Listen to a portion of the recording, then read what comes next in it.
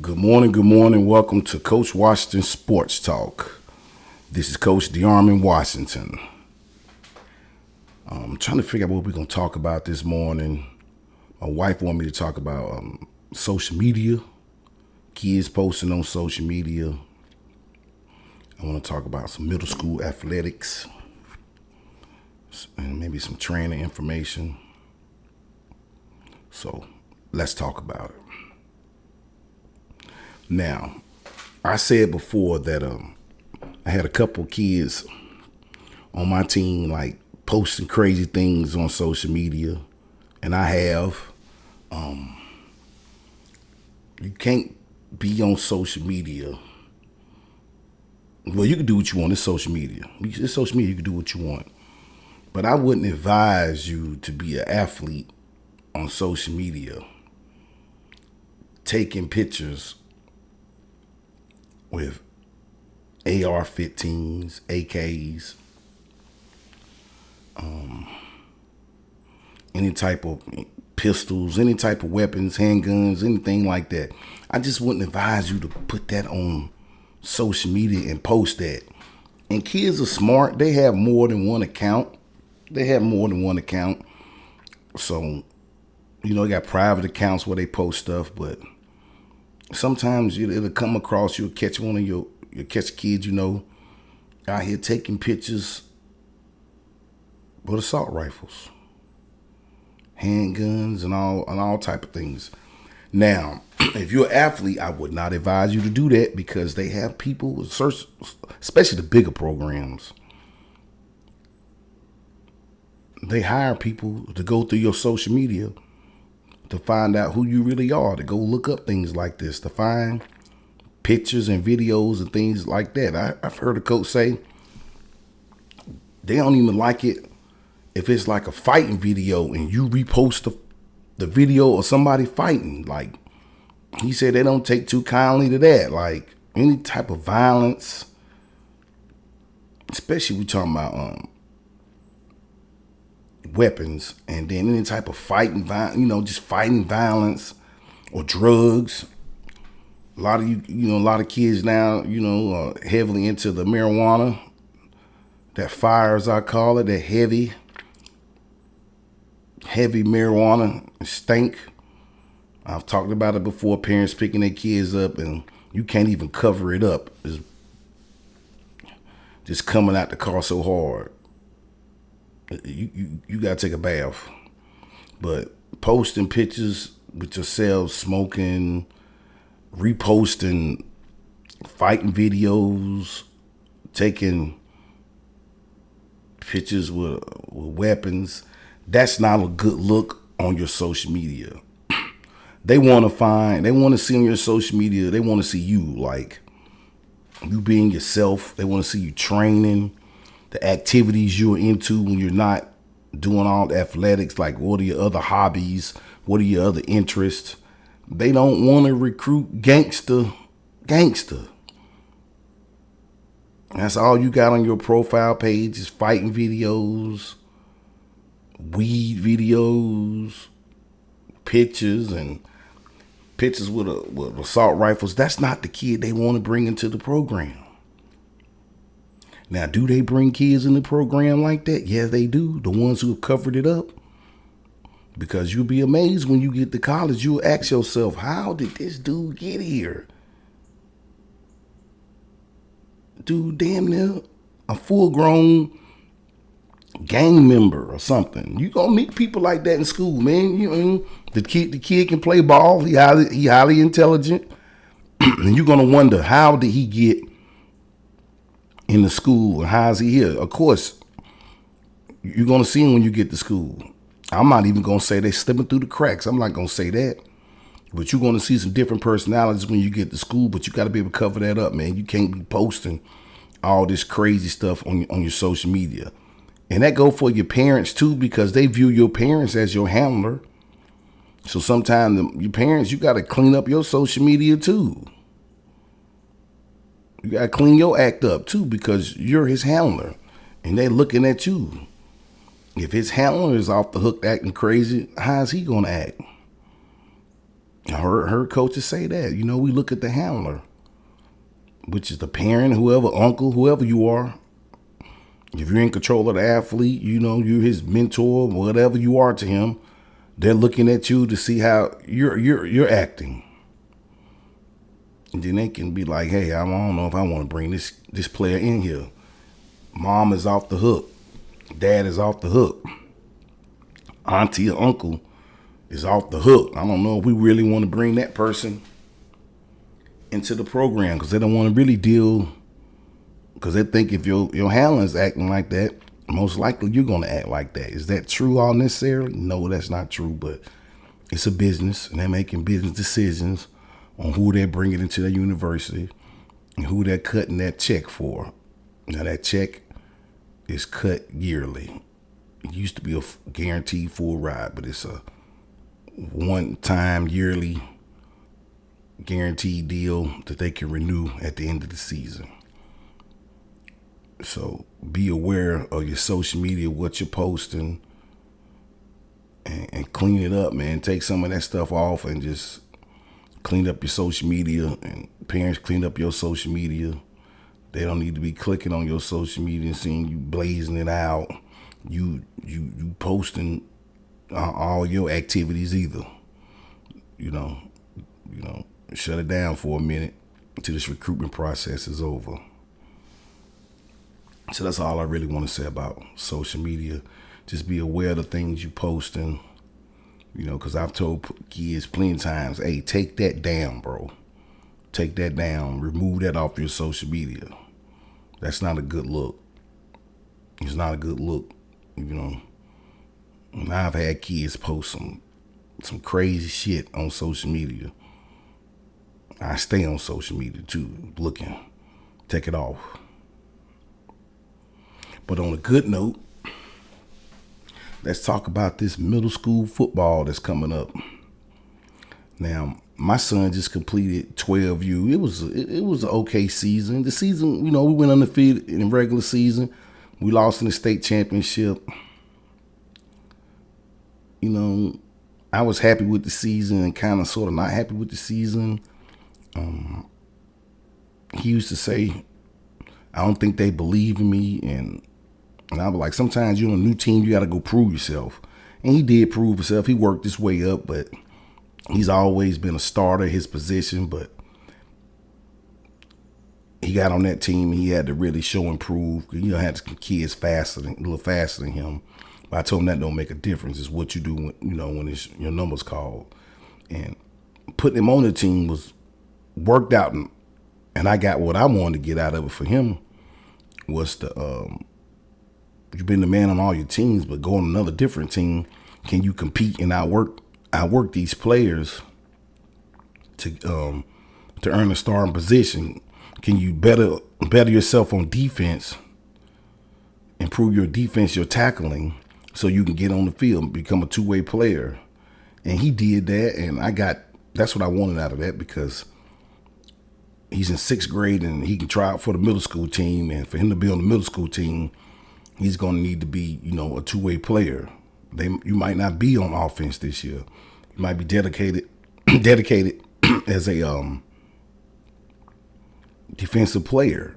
You might have to go to defense. You need to learn how to tackle, work on, your covering skills, because you never know with middle school. They might need you on defense. You have to be prepared to play, whether it's offense or defense. You have to be able, I can go play on defense, coach, or I can go play on offense, coach. I can do this, I can do that. You have to be a multi-talented player, not just the offensive or defensive player. So it got him ready for that. I'm not going to go into the other stuff, but it got him prepared for middle school. What I wanted out of it, have to compete, getting that front of that line, really compete and outwork someone to get a job, because that's the mentality you're going to have in middle school on these tryouts. Because in middle school, man, you got like 60, 50 kids trying out. I think a lot of coaches are keeping about 25, 30 kids. 25 is a lot of kids. You need 20. 25 is a pretty good number. 30 is not a good number. I don't want to play 30 kids again. 20, 24, 25 is a pretty good amount of kids in my program. But I think the middle school is taking off. We just had the middle school, the first ever middle school championship. Piedmont won that thing. They beat Ranson in the championship. It was a pretty good playoffs. They took the top 2 teams in every conference. So that was a big, that was really a big deal. And a lot of youth coaches saying, "Oh, these, because the scheduling was kind of messed up. They didn't start the playoffs after the last game of the season. They started the playoffs the last week of the football season." I didn't agree with that. They're gonna have to clean that up and really get that in check, because sometimes with these records you would like to see it play out to the end, and you after the last game, then you could you go ahead and choose the top 2 teams in the conference. So I hope they can get that part worked out with letting the season unfold and then starting the playoffs right after the last game. But besides that, it was a pretty good playoffs, pretty good experience.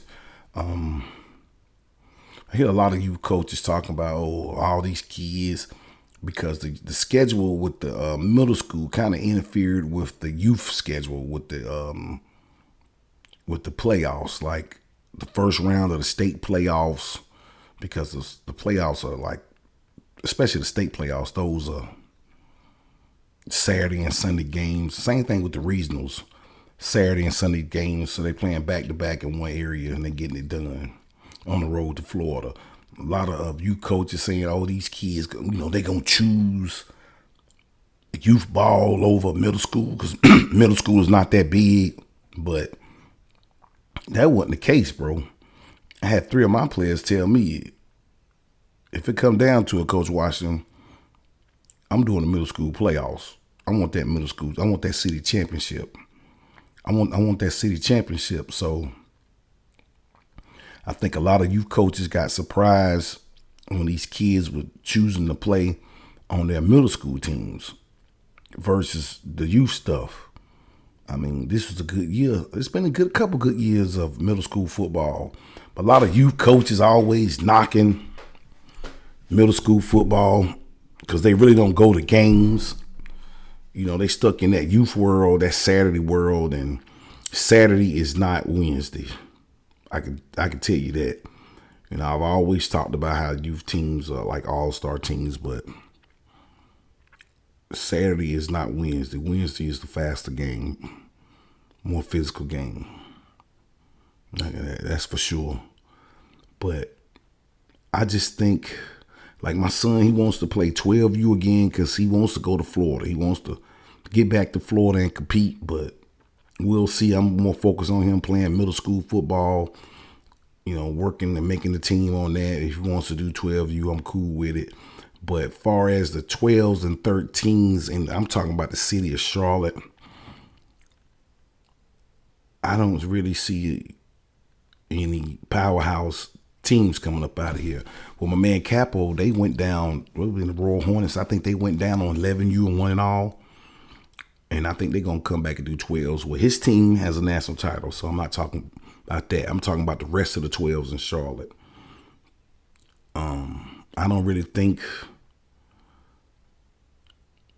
that 12 or 13U is going to be really popping like that next year, the next couple of years. I think a lot of kids have really gotten into middle school football, going to the games as 6th graders. They really see middle school football is popping. It's really popping, man. You'd be amazed if you go to the games, the crowd, the number of people at the games. It is really going on in youth football. So I don't think the 12 and 13s, I think it's going to take a hit on the youth level. I think more kids are going to be migrating to middle school football. Not to say kids won't play 12 and 13U. I just think the majority of the talent is going to be in middle school, and that 12 and 13U is going to take some type of hit with participation. You'll have a couple, but I think majority of kids now are just going to go to middle school because that playoff has changed the game. Top 2 teams getting in.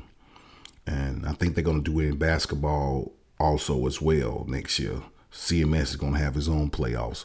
Now Muggsy Bogues, he has his own tournament, like a middle school tournament at the end of the season, where he takes like the top middle school teams in Charlotte, and then he takes the private school teams and he puts them in a one-day tournament, and then they compete for a championship.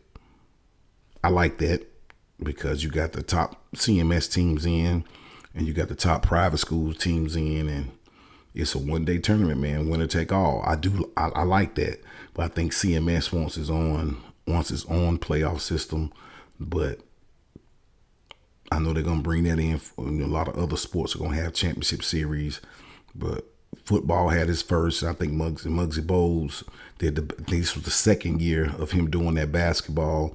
And big up to Sedgefield, man. Big up to the Sedge. Best team, best middle school team in basketball in Charlotte. Best team. We beat Bradley. They were undefeated. They had them ranked. Man, we were blowing them out by 19 points at one point in the game. So big up to the big Sedge, man. We came and got us a title in basketball. We've been dominating in that baseball and golf and other sports. Finished 5-2 in football. We're going to make those playoffs this year. But the program overall is a great program as far as middle school athletics. And like I say, big up to Sedge and all those kids over there. Jalen, Niles, Majay, Isaiah, Tally, all those kids who played for Sedge. I mean, they did a great job. They came back and they won the chip. So congratulations to them. But I think middle school overall is a lot of kids are going to be playing middle school ball. I think the youth level is going to take a hit on the 12s and 13s. I think they're going to take a hit on that, and it won't be as like it used to be back in the day. But you still have a team or two, But I think the majority of kids are going to play school ball. Now on to the next topic. Now, my friend Donald Powell in Durham always wants me to talk about these trainers and what to expect from people who are training your kids, what to get out of training. I know his son has dealt with a couple trainers, and then one trainer in particular. Trainers got to be smart and how you sell yourself and what you say. He said something slick about, I need to get some more of your daddy money. Now, if a trainer is saying something slick like that, he's more focused on getting your money than really training your son. I mean, that's some slick shit to say, once more, you ain't get no more of my bucks. So, you got to watch your trainers and see what's really going on, because their job is to train. I said it before, some trainers will be like, I give you money back. I don't want to waste my time. I've done it before. Told a dude, I call your grandma right now, man. Tell her come get you. Because I know his grandmother. She's paying for this training. You're sitting here crying and pouting about the heat, and we just doing the warm-up drills. We haven't really got into it. And you're crying, and I don't want to waste your grandmother's money, man. I know her personally. She's putting her money up. I could just give her money back and send you on your way. And I've heard trainers say that. They told people, here, your money back. Don't come back. They don't want to waste their time dealing with you. Then you got some trainers, they don't care. They're in the business of training. If you showing up, they training, they working out. So I think you should be getting something out of these trainers, especially in high school. You got good, some good trainers. I'm not knocking because I be doing training, so I'm not knocking trainers. But for the parents out there, I think you should get training for the skill set. You look for the skill set of your kid. I don't think you need to be, your kids is still kind of developing, learning his way. I don't think you need to be taking him to like the high level trainers. It's stages. Like dealing with training with myself. I like to train. We trained college kids before, high school. I like the middle school youth level. I like getting into the fundamentals of the training, like really training them, working on their footwork, their skills, and getting them ready to play, like incorporating the drills actually into learning the game of football. I like that. I like that on the middle school youth level. I like that training. Then you got guys who do it all, who like to stick with the high school kids, the more advanced, training. I like to say, because there's stages to it, the more advanced training. I don't think if your kid's developing, he's trying to develop, depends on where his skill set is. He's like a beginner, really don't know the fundamentals. I really don't think he needs to be with the advanced trainer. Yeah, he needs to find somebody that can work on his skill level to develop that. Then as they go along, then you can take him to the high level training and get that, because he needs to be able to understand it and comprehend the drills mentally before you can do them physically. And what are parents looking for out of trainers? Like, if you're in high school, you paying your trainer a lot of money to get to train you. That's getting the training. But he or she should be able to have some type of connection to a recruiter or some coaches, and can take your information, be like, hey, I have a young man, a young woman, I have an athlete. I want you to check him out, and be able to pass your information along to the colleges. I do think that they should be able to have some type of connection with a school or a recruiter where they can pass along your information, not only just training you, but helping you along the way to get to where you're trying to go. Not just training you and that's all you getting is training, That's different if you in strength training, you just getting stronger. I'm talking about this positional training and working all this positional work, because a lot of these positional trainers are ex-college players. Some of them are high school coaches, so they should be able to pass along the information. And a lot of them do. I know they do, because I talk to some of them, and they help me out, give me numbers I need, and vice versa. We pass along information, college coaches' numbers, information. Watch, I got some kids. Can you send it to this coach? Yep, send it right on. But what you should be looking for out of a trainer is not somebody who's just going to help develop your child. But in that, you can't have lazy kids in training. Trainers working, trying to get you going. Your kid is lazy, don't want to work, not putting in the effort, not running full speed. That's not fair for the trainer. If he sees that on a repetitive note, he's going to take your money and keep it moving. You're just going to be a number. So with this training, it's a big deal with the training. You got to pick the right trainers. See if they connected to, some programs or some recruiters. I feel they should be. They should be helping, because especially on the high school level, it takes a village to help get these kids in school. It does.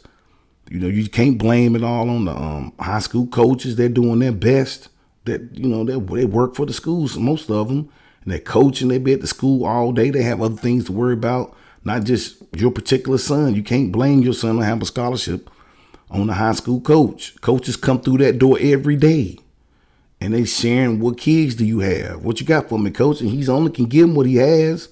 Does your son has the grades, all the intangibles? Does he meet the metrics, the height, the weight, the size for his position to play in on the next level? You got to think about all that. They doing your son dirty. I always say it. You're doing your son dirty, but he a 5'9" linebacker. They doing your son dirty.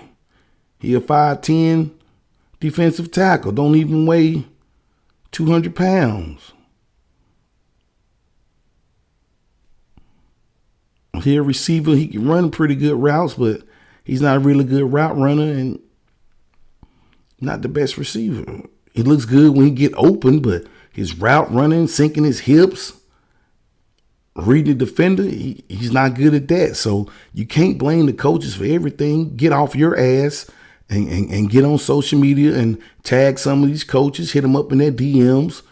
You can go to athletic pages and find coaches' email address and phone numbers and call them and send them emails. You can do this stuff yourself. You can put yourself in the game. So you won't have to be blaming coaches for not doing their part. You know, it takes a village. It takes a village. It takes the coaches, the parents, the trainers. Somebody like myself, we do recruiting and scouting.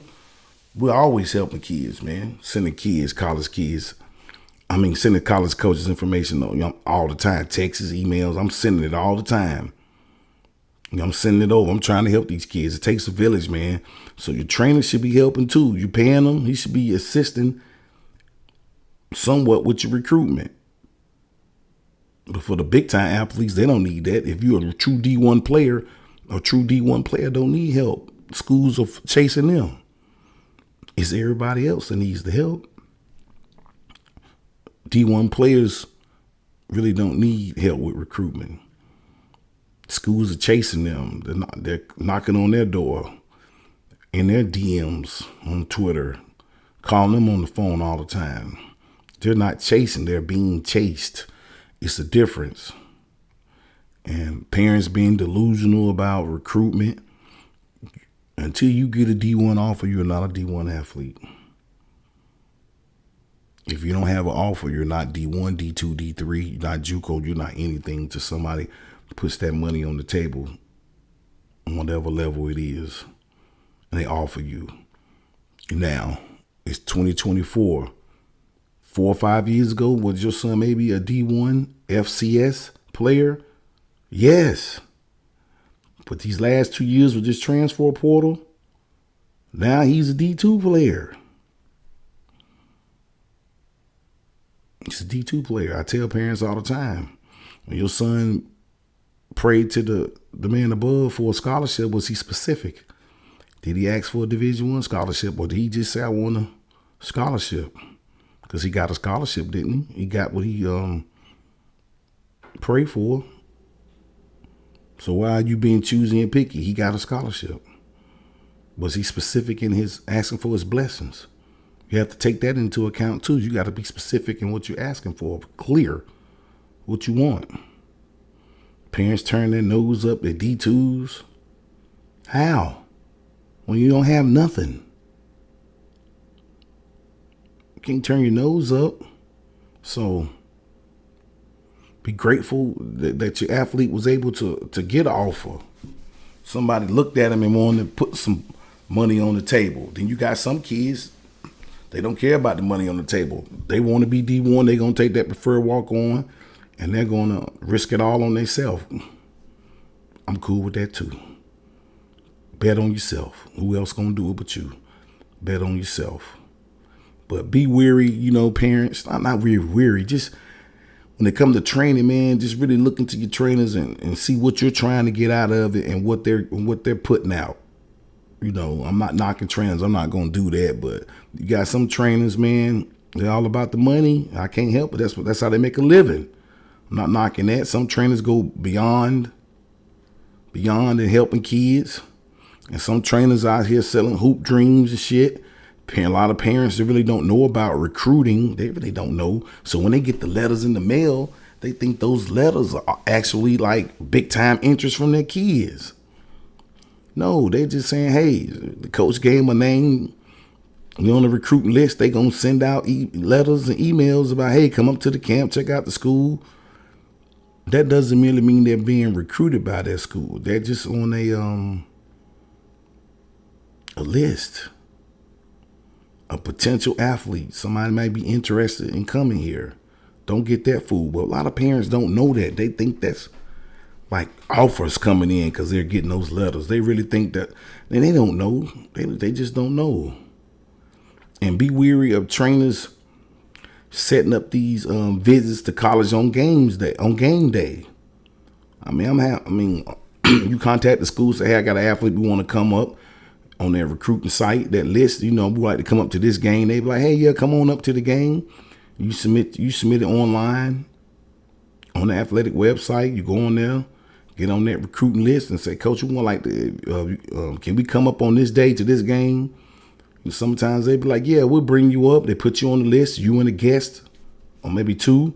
You get there, you show up early, they give you the itinerary. You get there early, show up, they get a little tour of the facilities, give you the badge. They take you on the field, watch the pre-games. Then they move you back up into your seat. Back in the day, they were feeding you. I don't know if they can do that now. They used to feed you good too at Chapel Hill. All of them used to feed you great. It was a great experience. They feed you real good. Go on the field, right there with the players before the game begins, and then you go up to your seat. You got your badge on, you know. But don't get that. A lot of parents don't know. And, you know, some trainers are doing that and making it seem like they're being recruited because they set that visitation up. That's really not being recruited. You're on a list of potential athletes that can come up to the school. But parents don't get that confused with that's a recruitment, and they looking to recruit your son. That's a marketing ploy. That's how they bring kids into the program, laying their eyes on kids and seeing something they might miss. But, you know, some trainers are pimping that and, hey, I'm helping your son get recruited. Well, I got him up here at Chapel Hill. No, that's not recruitment. That's part of the process, but that's not being recruited. Don't look and say, oh, they brought us up there recruiting us. No, don't get that confused. That's a visit, like an unofficial visit. Don't get that confused. And some of you parents don't know that. You get the letters in the mail. Go on those visits. I mean, if you don't know, you don't know. You would think you in the game too. Yeah, you would think you in the game, but no, don't know. That's just part of the beginning process. They do that for all the kids. All the kids. So just be aware, parents, about the recruitment process and what's really going on with the recruitment process. If you don't know, reach out and ask. You can ask me, Coach Washington. Send me an email at contactweacamps.com. Again, you can email me if you got any questions at contactweacamps.com or hit me up on any of my social media. Twitter, X, QCWEA. Instagram, WEA_camps. Hit me up. I can help you. But that's what I want to talk about today, man. Just be aware of trainers and make sure you're getting your money's worth out of that. And, you know, sometimes you don't need to go to the high school trainer. You might need to go to somebody who specializes in just fundamentals, the basics. Then work your way up to the big time training. To work your way up to that status. It's levels to everything. So it's levels to the training too. I mean, you know, parents, you spend a lot of money. I know I spend a lot of money with my son. I train, but I still take in the trainers too. You know, especially I'm looking to specialize in something, and I do the training. But, you know, I know sometimes he needs to work on speed, so that's not my thing. So I take him to speed people like Justin Adams, and I'm going to take him to Brandon over there at Mountain Island. They're going to have him fast as lightning by the time middle school start. Let me stop. But there's different levels to the training, and I think parents, you should take that route with the levels, you know. Work on the fundamentals, learn how to play the game training first, especially depends on your athlete, what level they're on, what skill set, and then move up. But, you know, when you get to the bigger level of training, you should be getting more out of it than training. They should be helping with recruitment too. Some parts, like sending your huddle out, helping you, assisting you, giving you some guidance on really how to get recruited, or turning you on to someone who knows how to help you get recruited. So that was my spiel today. I didn't say it early in the episode, but make sure you hit that like, subscribe, and share button. Again, make sure you hit that like, subscribe, and share button. And one more other thing. I had a few of my partners reach out and talk about my backdrop back here. We're working on that, man, but I'm not really focused on my scenery as much as the information I'm giving out. I think that's more important, the information I'm giving out. But they've been on my ass about my scenery back here. I got to spice it up. They talking about putting banners up. 2024, bro, we can't put the banners up. I'm going to take care of it. We're going to gradually get into it. But on another note, this is episode 10. We're 10 episodes in. Congratulations. We're 10 episodes in. So as I work on my backdrop and all that, but again, make sure you hit that like, subscribe, and share button. Hit that like, subscribe, and share button. Coach Washington out.